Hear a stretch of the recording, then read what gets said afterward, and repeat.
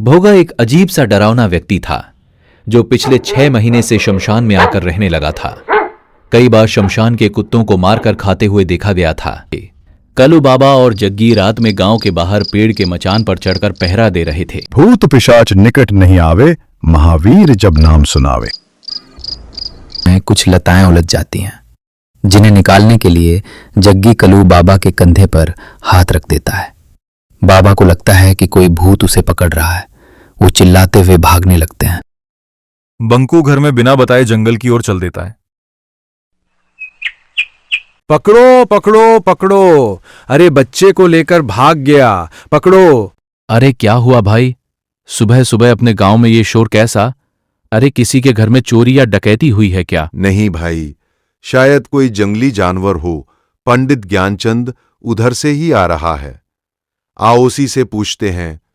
पंडित जी, ये कैसा शोर है? कोई जानवर गांव में घुस गया है क्या? अरे नहीं भाई, आज गांव से फिर एक बच्चा कोई जानवर पकड़कर जंगल में। हे भगवान, अब तो हमारे बच्चे अपने गांव में भी सुरक्षित नहीं है। पता नहीं क्या होने वाला है। सुन रही हो भाग्यवान बंकू से कहना, घर में ही रहे, इधर उधर खेलने ना जाए। पता नहीं जानवरों का ये आतंक गांव से कब खत्म होगा। सरताजपुर गांव में लगभग 6 महीने से जंगली जानवरों का आतंक बना हुआ था। इस कारण शाम होते ही गांव के सभी लोग अपने अपने घरों में दुबक कर बैठ जाते थे। कोई भी नहीं जानता था कि कौन जानवर ऐसा कर रहा है। कोई भालू का आतंक बताता तो कोई सियार का।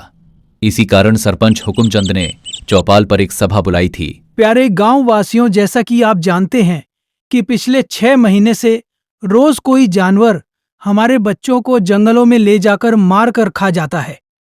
हम उसी पर चर्चा के लिए आज यहाँ पर एकत्रित हुए हैं। सरपंच जी, आए दिन हमारे गांव से बच्चे गायब हो रहे हैं। अगर ऐसा ही चलता रहा तो गांव के सारे बच्चे मार डाले जाएंगे। हमें कुछ न कुछ तो करना ही होगा।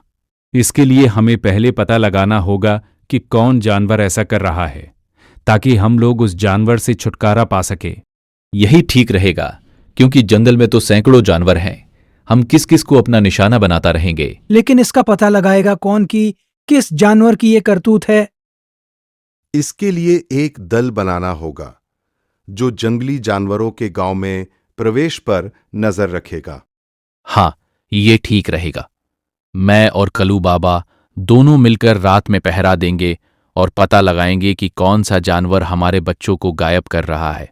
तो ठीक है, फिर अगर तुम दोनों पता कर बता देते हो तो तुम्हें गांव की तरफ से 100 स्वर्ण मुद्राएं मिलेंगी। मरेगा, सब मरेगा। ए पगले, चल भाग यहां से। जब से हमारे शमशान में रहने आया है तब से ही पूरा गांव समस्याओं से घिरा है। भोगा एक अजीब सा डरावना व्यक्ति था जो पिछले 6 महीने से शमशान में आकर रहने लगा था।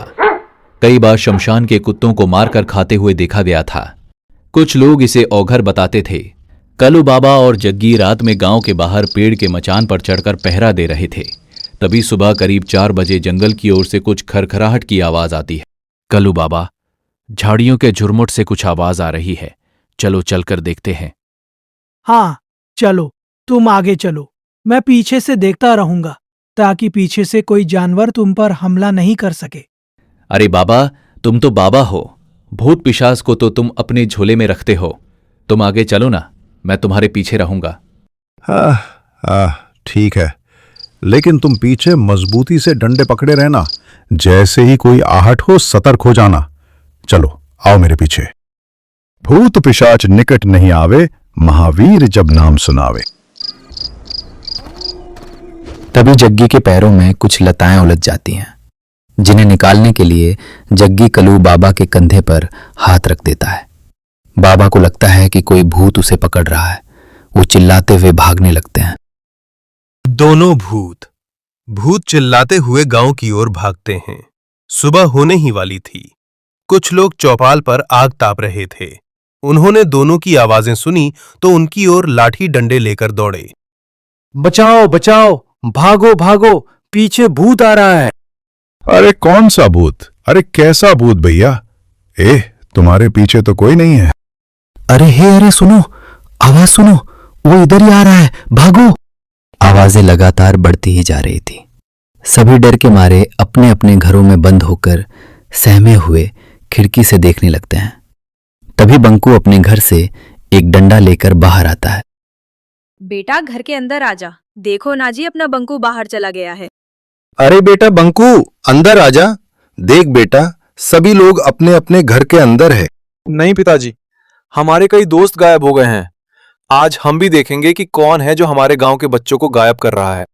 तभी उधर से जुगनू की आवाज आती है। बंकू, अरे भैंसिया का रस्सी पकड़, आधे घंटे से पूरा गांव दौड़ा रहा है। बंकू भैंस की रस्सी पकड़ लेता है। भैंस के पैर के पीछे एक बाल्टी फंसी हुई थी, जिसके ईंट पत्थर से टकराने से आवाज निकल रही थी। भैंस तो मैं द्वार पर बांध कर आया था, फिर ये खुली कैसे? वो मां ने कहा कि बाहर भैंस को ठंड लग रही होगी, उसे गौशाला में बांध दो। भैंस बिधक कर भागने लगी।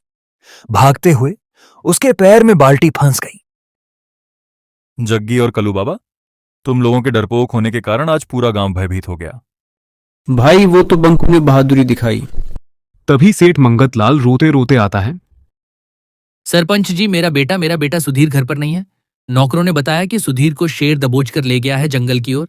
हाय मैं लुट गया, हाय मैं बर्बाद हो गया, मेरा इकलौता बेटा। सुधीर मेरा भी दोस्त था, हमें उसे ढूंढना ही होगा।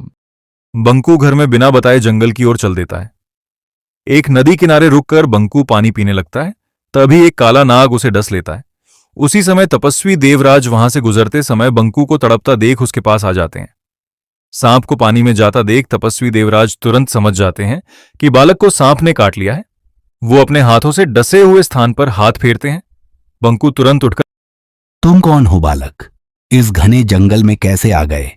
प्रणाम महाराज, मैं बंकू हूं। मेरे गांव से प्रतिदिन एक बच्चे को इस जंगल का शेर लाकर मारकर खा जाता है। मैं उसे ही खोजने आया हूं। तुम्हारे इस नेक कार्य से मैं प्रसन्न हुआ। जाओ, मेरा आशीर्वाद है कि कोई भी तुम्हें मार नहीं सकता। जानवर के सामने तुम में उससे 10 गुना शक्ति आ जाएगी। बंकू वहां से चलकर शेर की गुफा के सामने उसके गांव के बच्चों का बहुत सा कपड़ा पड़ा दिखाई देता है। वो जोर से चिल्लाता है, बच्चों का शिकार कर खाने वाले कायर शेर बाहर निकल। दम है तो मुझसे मुकाबला करके दिखा।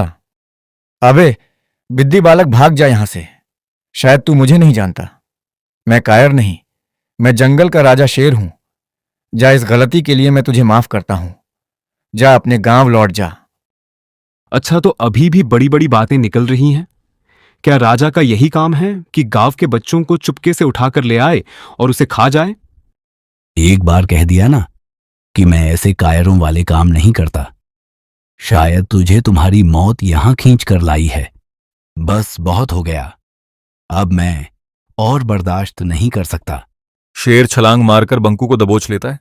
दोनों में गुथम गुथा हो जाती है, लेकिन कुछ ही पलों में बाजी पलट जाती है। तपस्वी देवराज के दिए हुए वरदान की वजह से बंकू शेर से जीत जाता है। कौन हो तुम, बहादुर बालक? और मुझ पर ऐसा इल्जाम क्यों लगा रहे हो?